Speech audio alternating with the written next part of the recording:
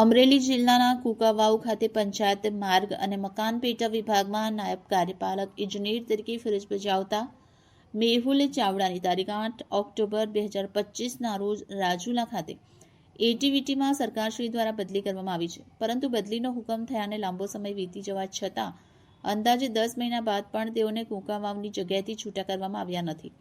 આ બાબતે કોઈ રાજકીય ઇશારે બદલીની જગ્યાએથી છૂટા કરવામાં વિલંબ કરવામાં આવી રહ્યો હોવાના આક્ષેપ વચ્ચે અમરેલીના પત્રકાર અને જાગૃત નાગરિક વાડિયાભાઈ ખુમાણ દ્વારા જિલ્લા વિકાસ અધિકારીને લેખિત અરજી આપવામાં આવી છે।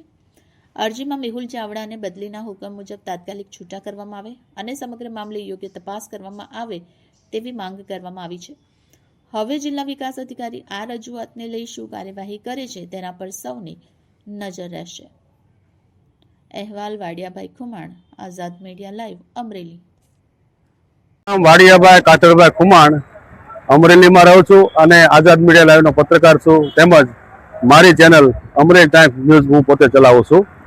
આજ રોજ તારીખ 10/8/2026ના રોજ મેં જિલ્લા વિકાસ અધિકારીને એક અરજી આપી છે, જેમાં મેં રજૂઆત કરેલ છે કે મેહુલભાઈ એમ ચાવડા નાયબ કાર્યપાલક ઇજનેર વર્ગ 2 જેઓ હાલ કુકાવાવ નાયબ કાર્યપાલક તરીકે ફરજ બજાવે છે, એમની બદલી આજથી 10 મહિના પહેલા થઈ ગઈ છે રાજુલા એટીવીટીમાં, છતાં એમને આજ દિન સુધી છૂટા કરવામાં આવેલા નથી।